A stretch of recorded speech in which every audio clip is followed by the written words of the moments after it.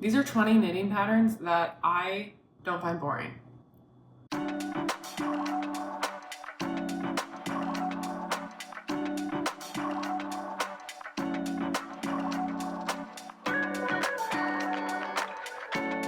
Welcome back, everybody. My name is Charlotte, otherwise known as Every Stitch Counts, and I'm a knitter based in the Seattle, Washington area. On this channel, we talk all things knitting, my projects, what I think about them, and all the highs and lows of, I guess, the things related to this hobby. I like to talk a lot about knitting, okay? In today's episode, we're going to be talking about a bunch of different patterns that I have found recently. As I said in the beginning, I don't find these boring. Don't read too much into that. I just think a lot of the things that we typically see as trends in the knitting community online, they tend to end up looking pretty similar to one another, or at least they can have that tendency at times. We see a lot of top-down raglans, all over stockinette stitches, drop shoulder, crew neck sweaters, and while I have several of those and have made several of them and think that they are wonderful for their purpose and integrate so well into my wardrobe, at times I think that they are not expanding my skill as much as some other things might be able to. And there's such a big, huge world of knitting out there available to everyone that I just think it's worth looking at some of the other patterns and some of the many, many hundreds, if not thousands of other designers that have made really cool stuff. These are 20 patterns that I think are absolutely worth the hype, should be hyped, and are things that I could definitely see myself trying and making and learning a lot of new skills along the way. If you're into any of that, grab a cozy drink, grab your knitting, and let's talk about some patterns. As I said, just a quick couple disclaimers about these. Some of these patterns are from websites that are a little bit harder to get the physical pattern from. It's not impossible, but it's not as straightforward as just purchasing it. Their website will tell you all about those purchasing options if you go to some of these links. All of these patterns are from people that I haven't made patterns from. So I can't say for certain what the patterns are like, what they're like to work on, or really any perspective at all about what it's like to actually use them. The reason I picked most of these is because they look very interesting. They utilize a lot of techniques and things that I haven't done before in my knitting, or they're techniques that I think would be really cool to learn. I also get this really cool piece of clothing at the end of it. I mean, I want to be cool, right? Take what I say with a grain of salt. These are 20 patterns that I think absolutely more people should be making. We're going to be zipping right through a lot of these patterns. There's a lot to talk about, okay? So we're not going to spend a ton of time going through all the nitty-gritty details of the pattern itself. We are just going to talk about first impressions, why I picked the pattern, and what I like about the pattern. First up, we have 4 total patterns from Sadness Garn. First up is the Gia Zipper Sweater. This is a top-down sweater that features a double knitted collar with a zipper and a drop shoulder construction. This one is definitely a bit more familiar in terms of the drop shoulder construction. I see a lot of these zippered hoodies and zippered sweaters everywhere nowadays, but this one I just thought had really beautiful details on it. I love, love, love, love everything about this pattern. I love the collar. I love that it's stiff, that you have the flexibility to pop it up or fold it down. I also love that while this is a very baggy and kind of slouchy garment, it has a fair bit of shape to it. Like if we go back to a picture where you can see it on her a bit more, it really emphasizes her waist. It's not just a straight up and down. It looks very polished. I really like that about it. I also really love the collar. I think the collar itself has really cool details. I love this increase line that they have here along the front. I'm not sure how they do that. I thought this was just such a classic chic pattern, and like what a way to kick it off. Definitely, I think one of the more unique zippered pullovers that I've seen. Next up, we have a skirt. I've never made a skirt. I've never even really thought about making a skirt, but this is the summer skirt in the long version, also from Sadness Garn. I believe this pattern is originally knit in the Tin Silk Lena yarn, which is like a linen cotton silk blend situation. It features all over lace in the same motif. It's a pretty straight minimal shape skirt. But what I really liked about this is you get to do some all over lace, but the lace isn't terribly see-through. Like obviously it is gonna have some visibility in it, but I think that would be pretty easily mitigated in terms of wearing it and integrating it into your wardrobe with a slip, wearing leggings underneath it, or just using this as like a summer item and wearing like a swimsuit underneath it. I think it would be a really pretty, very luxurious swimsuit cover up. I also really liked that pattern doesn't come with this matching set, but you have the option to make a matching set. And so it really brings the whole thing together. It's like a very refined, complete outfit that I really like. And this skirt also comes in a short version. So you could, if you wanted to just make a mini skirt, you could do that opposed to doing the long one. I'm not sure what would stop someone from just binding off early and like making it short or long. Maybe there's a few more increases, but I can't really imagine that the pattern is terribly different from the short version to the long versions. You could probably just buy one if you're gonna do this, then kind of modify it to make it whatever length works best for you. The adorable top from Sadness Garn is something that's pretty unique. I haven't seen many tops like this. This is a peplum tank top that features a kind of ribbed stitch, some scallop edging along the top, the bottom, and the armholes. And then it features a slightly different type of ribbing, lacy type of stitch at the bottom here, which also is where the peplum of the top like flares out. What I really liked about this is that one, it looks unique. I don't see a lot of people wearing and like making this, but I really loved how they styled it. Gave me like a lot of vision in terms of what I could do with this or how I could wear this and integrate it into my closet. I also really like that the peplum isn't terribly pronounced. This looks very subtle. This doesn't scream, oh, you're wearing a peplum. It just looks very wearable, different than maybe just a basic tank top, right? But it's also not so out there that I'm gonna not want to wear it. It's a nice way to do something different and try something different without it being so out there that I just don't find myself wanting to wear it. You could just modify where the peplum hits you. Like if you don't want it so drop-waisted, you could just stop knitting earlier up in this body portion of the main ribbing and then add that earlier if you wanted it to be more of a waisted top instead of a peplum top. I loved this. I'm gonna say cute and that I loved things so much today. This is my third time trying to film this. I'm currently filming on my phone. I've been experiencing extreme technical difficulty this past week. So I hope that the audio and the visuals are okay for everybody. It's been a journey. I don't want anyone to have to make boring patterns, so I'm doing this for you. Up next, this is the Bloom Vest by Camilla Vad. This one was really interesting to me. Off the cuff, it's a very simple vest pattern. It's all over stockinette. I think it's knit top down. It's in a Aran or bulky weight yarn, so it would go really fast. It features embroidery. It features this like woven embroidery technique, which is what they've done to add extra color to the design. And I just think it's such a smart way to incorporate color and color work into a design without having to actually knit color work. What I really liked about this is that one, I think the way they've done it, where they're creating contrast and balance in terms of where the base fabric has gotten darker, they're adding a lighter color that's in this like marled fabric. And then when it gets up higher, they're adding a darker bit of color that is pulling out the darker color in the marl bottom of the sweater. And then they've added a couple like accent contrast type colors as well. And I just think it's really smart how they've done that. It creates this really pleasing to the eye, cohesive design that looks very unique. I like that you're not committed to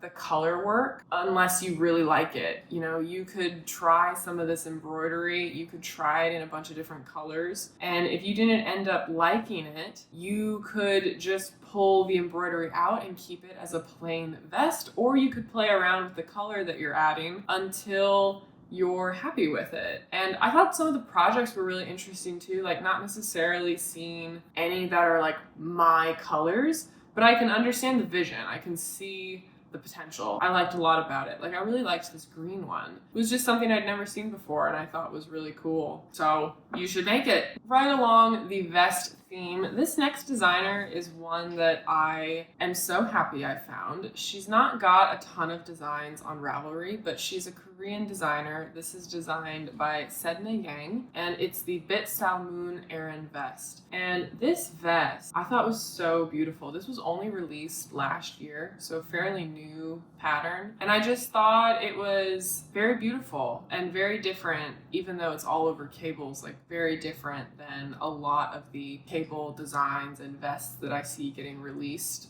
from like bigger designers, more popular designers. I love how intricate the cables are. I love the shape of this vest. I love how it kind of caps over her shoulders a bit. And I think another thing that is always true on Ravelry, when you see projects that look phenomenal, you have more confidence in the pattern. And this is one of the patterns today that I think just had incredible projects. Like this pink one looks so good. It's so sharp, it's so clean, the cables look amazing. It just looks well done, well put together. It looks great on a wide variety of people and body types. I love the colors that they've chosen. I mean, I just think everything about almost all of the projects that I've seen from this pattern look great. I also love this way bigger, oversized slouchier fit. Like the original design was definitely more structured. She used probably, I think, a woolen spun type of yarn. But then this girl used, I don't know what she used, but she clearly used something drapier and made a bigger size. And she's got this really cool, slouchy, oversized vest look. And so I think that just shows so much versatility. And I could totally see myself making this. I loved everything about it, from the design itself, how it's been styled, the range of people that have worn it. I thought this was a real winner. And as you'll see, looking at the rest of her patterns that we're going to talk about today, she's an amazing designer. I think she should blow up. We should blow her up. Blow her up, people. This is on you. You make it happen. Look at that. She looks so good. Look at this outfit. Oh, what a slay. All right, we're changing it up pretty drastically with this next one. This is the Dragon Scales sweater by Pope Vergara. And I've seen this pattern before. This is a top-down yoked design sweater that features this lace kind of sheer panel in the yoke. It features beading, cabling, stockinette stitch, maybe some weaving, some type of embroidery. There's a lot going on in the yoke of this sweater. I think this is one of those pieces that would really challenge me and a lot of other people. I mean, but speaking for myself, it would challenge me in so many ways. I think your color choice with a sweater like this is so important, because if you have, I don't know, if you have the wrong color, or if you have a color that you maybe end up not wanting to wear, it could really steer you away from wearing such a strong, intense design, right? But the reason I chose this is because I could really see myself having a lot of fun, one, making this, and two, trying to style this, integrate it into like things that I wear. I really loved the designer's version of this. I could see myself making this in a couple different colors, but I think for me, what really sold it is like visualizing wearing this with really strong, like high-waisted, stiff, structured pants and like big, chunky, almost masculine boots. I love that dichotomy of really feminine things with really masculine things. I think I look best in things like that, and I just love that balance that it creates when people wear things like that. So I could really see myself enjoying wearing that. I could also see this with a really cute like high-waisted mini skirt, and again like sheer tights, chunky loafers, maybe cool jewelry, but like everything else in the outfit pretty simple, and this just being the absolute star of the show, because it really is very unique, and depending on color and the yarn that you choose, it could be really flashy, I think. One of those things that, yeah, you might not wear it every single day, but what a fun process, and I don't know, my eye is just really pleased by looking at this. I think even if I was to not wear it every day, or like wear it all the time in my closet and in my life, I would still love just having this and wearing it like on the rare occasions that I actually do get to wear it. I thought it was cute. How many times do you think I'm gonna say cute today in this video? 20? $40. Up next, we have two patterns from Fable Knitwear. This is the Lucrezia blouse. It's knit with 2 strands of silk mohair. Right off the bat, you know, this is not my style. I don't wear things like this. I'm not drawn always to these like hyper feminine, very Victorian era-esque kind of designs, but I really like the look of this. I love a big sleeve. I love a statement sleeve. I always have. What really drew me to this was thinking again about wearing this with like not a skirt like she's wearing it, but with very masculine, structured like trousers and boots, maybe harsher makeup, right? Like something to bring some weight to this like very light and airy sweater. At least that's how I would style it. I think that that just looks really cool. I also really like the idea of learning how she does these sleeves, because in the next pattern and in this one, she features a technique that is essentially top-down knitting, but you do short rows on the sleeves that allow you to have the structure of a set-in sleeve without seaming. And so this is all knit top down in one piece, which is pretty incredible when you think about it. I also am like so confused as to how she gets this bubble sleeve situation. Like the sleeve is incredible and it's all done top down. So I don't wear this every day. I think understanding how she does that and practicing that would be a really cool thing to learn. The projects too, like you can see people have taken quite a bit of creative freedom, because not everyone's going to want to make a big sleeve like that. And so some people have done just short sleeves. You can definitely, it looks like you modify this as much as you want in terms of like the sleeve size. And it's just a really unique piece. Like no one else is going to have this. Very few people are going to be walking around wearing this. And I like that. I think knitting is a very personal, like artistic hobby, and it's cool to be able to make things that, yeah, you can't buy this. Like you can't just go to the store and buy this anymore. And so it truly is like a very unique piece that if you resonate with this, it's gonna just feel so you when you're wearing it. And I love that. In a similar vein, the next pattern from her is the Heirloom jumper. This one is definitely more toned down than the one before. I see myself wearing everything with high-waisted, like structured pants or like a mini skirt and tights. So I would also probably wear this type of top with that. But this features that same top-down design where it's all over one piece, you're knitting top down, but you do this set-in sleeve technique. And what I liked about this too is that it still has this little ruffle where the shoulder is, but it's not so pronounced, but it's pronounced enough to where you still are given some like shape to the shoulders. I would probably choose to make this one first if I had to pick just between the two, because I think I would wear this one more. This one's definitely a bit easier to style and to think about how it would fit into my closet. You could also easily make this longer, like if you don't want it to be a crop top. I just think it's really a cool piece. It also features a mock neck with these little buttons on it. Cute. It's all over cute. It's made in fingering weight yarn, lots of sizes. I haven't been mentioning the sizes too much. Again, I think I mentioned this in the disclaimer, but some of these patterns are not going to have like as many sizes maybe as, again, the big popular knitwear brands that are putting out patterns now. It's just not always going to be the case, but I really don't think we should give patterns bad rap just because they have a few less sizes. I think it's difficult for small designers to find people to test that many sizes a lot of the time. We should take it with a grain of salt. We should challenge ourselves to, if this isn't coming in something that inherently will fit me, what can I do to teach myself how to modify this to make it fit me? I know that's like a bit more work on our part. I think it would really help a lot of like the smaller indie designers out who maybe they just don't have the audience to find enough people to test some of those sizes. So some of these are gonna maybe not have as many sizes available inherently. Do not let that deter you. Persevere. Persevere. I forgot we have one more from Sadness Garn. This sweater, I have no words. This sweater is incredible. This is a top-down, all-over color work Christmas sweater, and it's amazing.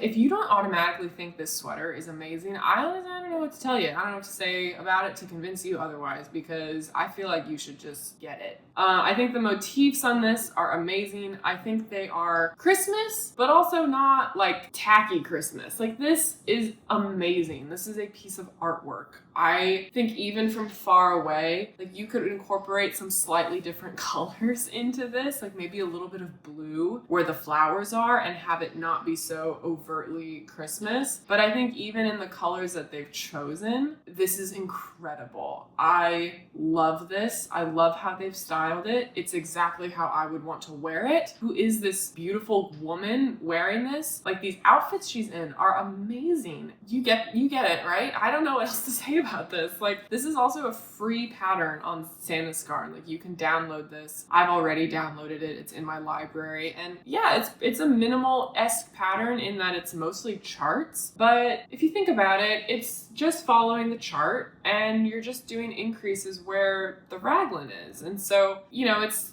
don't be intimidated by the vagueness of the pattern, because the design itself, the construction itself, is pretty simple. And so it really is just a matter of following the motif, which they give you the charts for everything and for each one of these little guys. Yeah, it's incredible. It's truly incredible. That's it about that. Moving right along, this is the Flynn sweater by Sarah Solomon, otherwise known as Into the Wool. I chose this because it's all over cables, but it features seaming. I know seaming is like a scary thing for me and a lot of people. Like, I don't get super excited about seaming, but if I'm looking at this pattern, which I love the pattern, I also love the idea of having a really long all over cable dress, right? The seaming, while it is an added bit of complexity to the design and putting it together, seaming really does add a lot of extra structure and durability to those parts of the sweater that are likely to wear down and break. And so seaming can be a really great way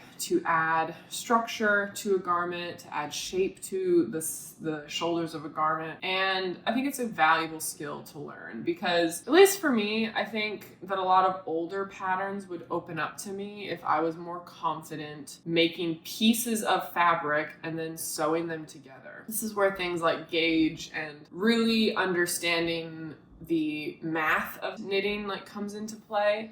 I think this would be a really great way to do that, and a really great way to like dip my toe into that. And I also just would love to have a really long, luxurious knit dress, like something like this, but longer all the way down to the floor with boots. I love boots. Can you tell? You see the vision, right? I think you see the vision. Up next, we're moving into some intarsia sweaters. Intarsia is something I've never tried, but I've always wanted to. The next, I think, 3 patterns it is, all feature intarsia, and all feature just really fun intarsia. I just think they're cool. How many times can I say cool today? One more? Definitely. This is the Lemons sweater by, I'm not going to embarrass myself by trying to pronounce her name, but it's linked in the description. This is the Lemons sweater. This features all over stockinette, and then it has this intarsia bit on the front. I think that a way that I would probably update this a bit is I would remove the shaping on the sleeves. I would probably just have straight sleeves, make them a bit longer, and I would probably crop this sweater for me personally. The lemon colors, a bit too muted for my personal taste. So I would have everything about the sweater be a little bit brighter and a little bit airier, perhaps making this in something with silk mohair or with several strands of mohair like held together. That would add some softness to the whole thing, I think, and not have the lemons look so harsh. That would be one way, I think, to have this like really unique, cool design, but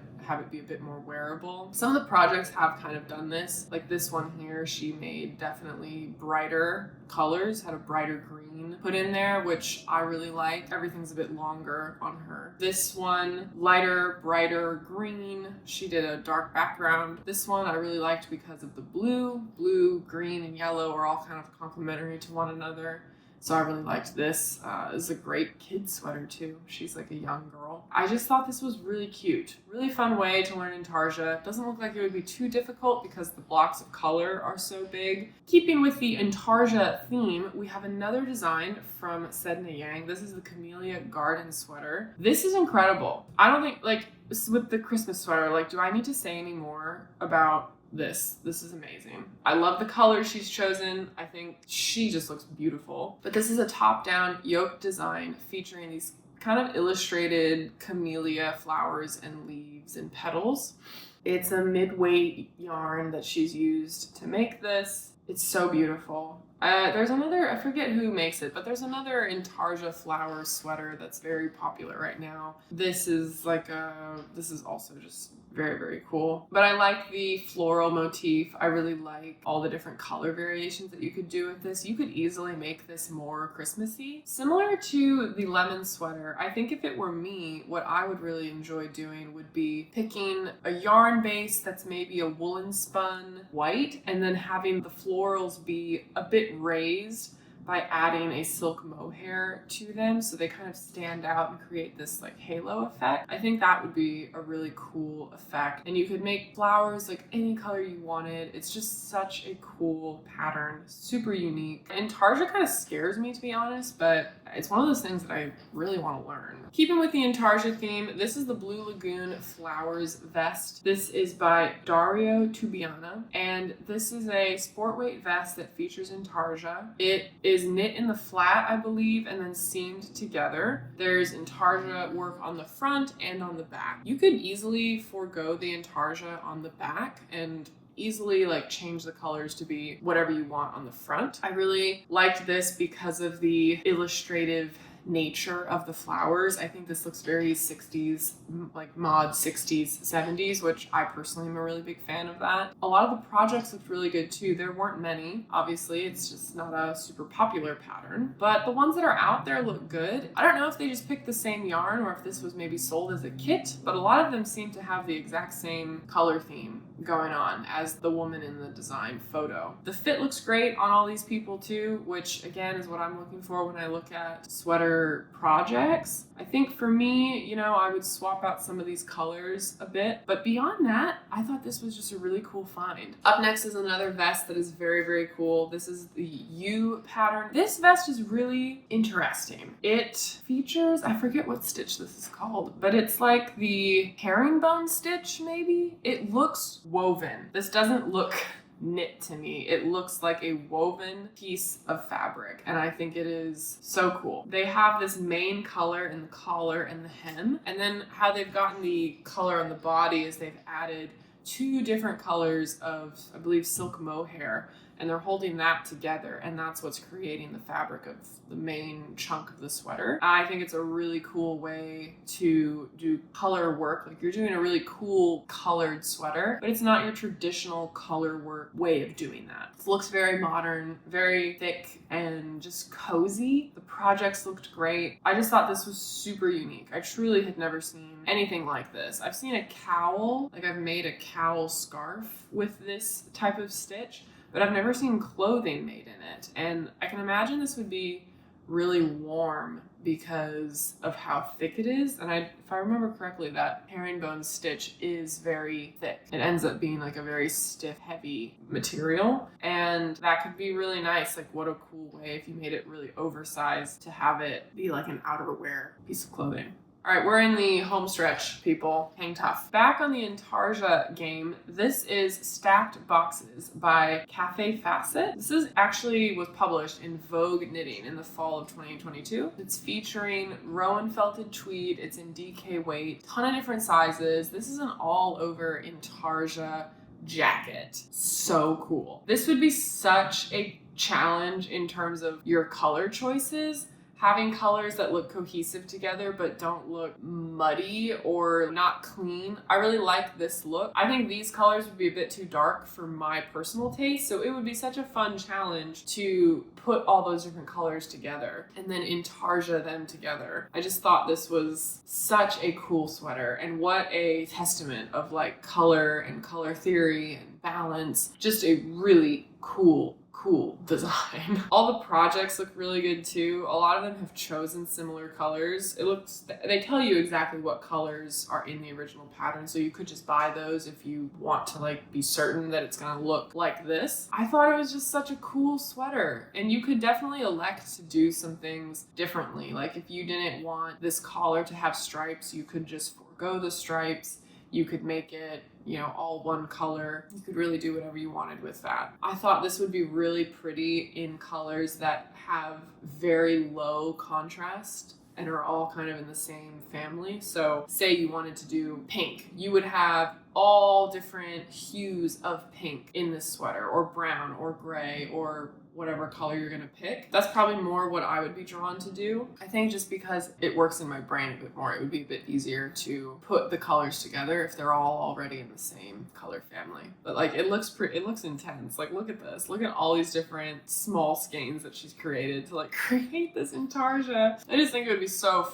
cool. Like, what a challenge, and what a awesome piece of clothing to say that you made. I just think it's so cool. We have something a bit easier. If you were getting like too overwhelmed with all of those like crazy patterns, this one's definitely a bit simpler, but I just thought it was really beautiful, and again features a shape that I really like. It kind of comes over the shoulder but not all the way, and it's not cap sleeve, but it just creates like shape around the shoulders. This is the Jasmine blouse, and it features this really pretty neckline that has like a little flounce of scalloping around the top. I love the shoulders on this. I love the shoulders on this. I think it looks so chic. I love the little eyelet button on the back. I think that you could have like you could really do a lot with the neckline. You could choose to make that in, say, like a silk mohair, something that's gonna be a bit more sheer, but have a different texture than the rest of your fabric, which it looks like they've done on this version of the pattern.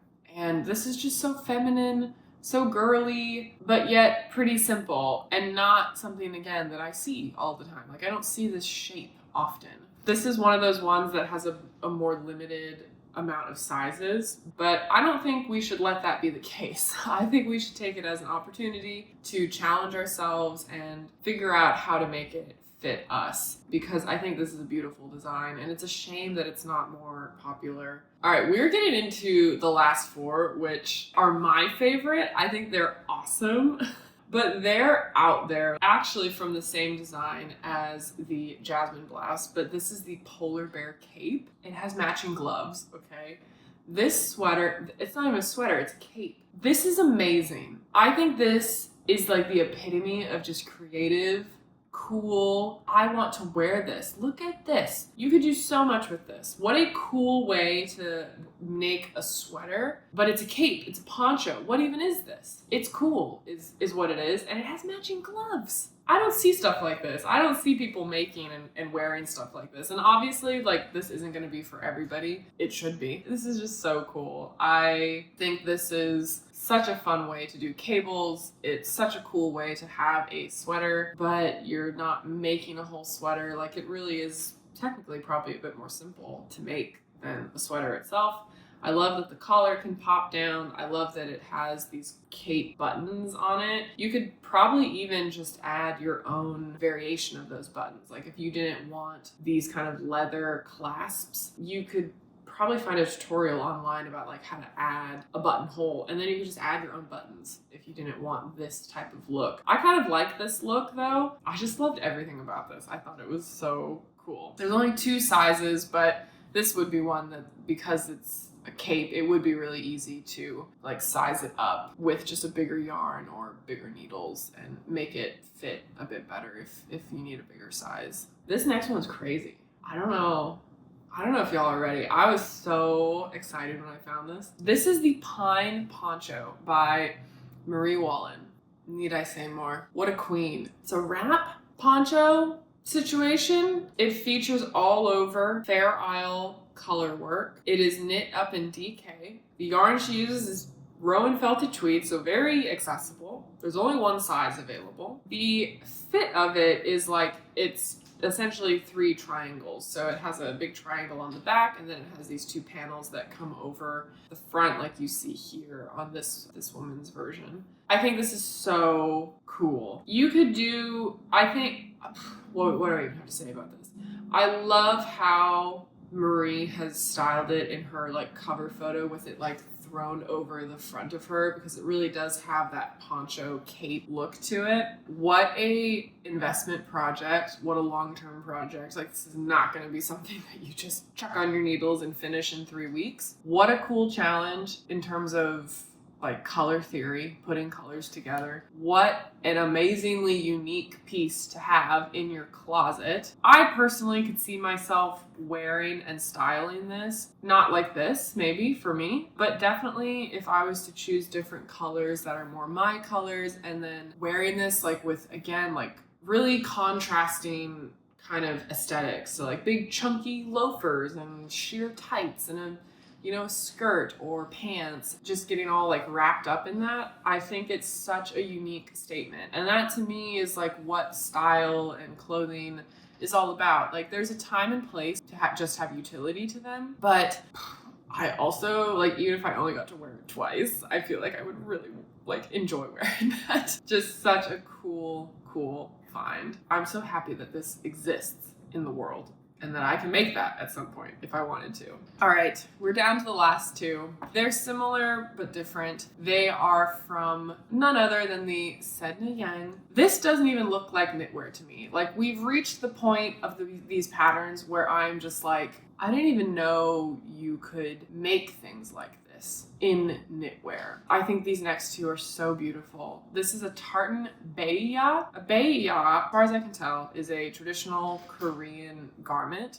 They come in like long dresses, like this shape with the collar that crosses in the front. A Baeja is, I believe, a vest version of that. And they're typically short like this in the front here, but it's a traditional Korean piece of clothing. This girl has done, I believe it looks like double knitting all over. She's done color work in such a way that it looks like a piece of tartan woven fabric. She's made these buttons that you see here. These are knit buttons that she's made. The collar is all double knitting, and she's obviously wearing this in a more traditional setting because it's a very traditional piece of clothing. Whether or not you would feel comfortable like wearing this out or making this exact type of thing and wearing it like out and about, I think even if you didn't wear it and you just made it, so cool. And to me, this is where like you can really just see like she's put so much of herself in this design. Like she clearly is not just making things that are popular and gonna be like for the masses. This is like a design that probably is so her, and I just thought it was beautiful. I would love to make something like this and to hopefully like honor a design like this and honor all the work that she put into it by wearing it and like finding a way to wear it. I just think it's like, it even just looking at the pattern gave me an opportunity to like learn what it is and like what it signifies, and a little bit about a culture that I didn't know much about before. But I know a little bit more than I did yesterday about it. And I think that's just such a beautiful thing. And the people who've done projects, like they've done such beautiful versions of it. I just thought this was so cool. What a cool thing to have and say that you made. I thought it was beautiful. I thought she looked beautiful in it. I really would like to make this someday. The next one is similar. It's by the same designer. This is a Durumagi coat. Similar lines. It's also based on traditional Korean clothing. It has that like big crossover that's tied, but the coat goes down longer. This coat would be an absolute beast to make. There's no getting around it. This would be a challenging piece of clothing to make. This coat is featuring all over double knitting. You then have double knitting on the collar here, and you have to create double knitting ties in the front. Not even mentioning some of the challenging shaping that's happening with the coat itself. You would essentially be creating and knitting two coats. Like this would be a huge amount of knitting. But similar to the vest, I think, just what a cool thing to make. It also features pockets. Just such an awesome design. It's so shocking sometimes to even like find this stuff because you're like, I didn't even know knitwear designers made things like this. And they do. You just have to look for them and hunt for them. I just thought this was similar to the vest, like so cool. What a unique thing. And even if I don't wear that all the time, even if it takes me like 2 years to get through it and make it, I think it would be such a challenging piece that would teach me so much about knitting and different techniques, different styles of knitting, different styles of clothing that I've not been exposed to really. And I just love that. I love everything about it. Yeah, and again, this designer, like I was so happy I found her. I thought her designs were beautiful. She has other designs too, and I thought they were all really beautiful. I think she's just really talented. All right, everybody, if you've made it to the end of this, wow, I commend you. I honestly can't believe I made it here. I hope everyone is okay with the video and the audio quality of this episode. Hopefully in the next couple of weeks I'll sort out my technical issues, but I had no intentions of making like another pattern dump video. I just was finding some of these patterns and really wanted to pull them together because they're all patterns that I think are so beautiful, so unique, and not necessarily the most on-trend things, but patterns that I think are worth mentioning and I think people should talk about more. There's so many cool people doing so many cool things, and there's a whole world of knitting and awesome stuff that you can make if you're willing to look for it and maybe try something a bit different or push yourself to try something new and try something that you haven't done before and learn a new technique or a new way of knitting. Maybe make some mistakes along the way and, you know, rip it out and try again. I think there's so much value in that, and I really try to do that with my knitting. I definitely want to pick out some of these patterns to make. I hope you enjoyed this and are able to pick out some patterns for yourself as well. And I will see you around the channel, you know, moving forward. I'm so thankful for all the support that I've been getting. I really have been loving putting these videos together for you guys. I got so much love on my last video. I am excited to share more things like that and to continue just growing and putting stuff out here for you guys. I really love talking about this stuff and my life and all the things that I am really passionate about. So I hope that this finds you well. I hope that you're getting lots of knitting time done and that you're getting to spend time with your loved ones and do all the things that you want to do in life. And I will catch y'all on the next one. Stay classy. Bye.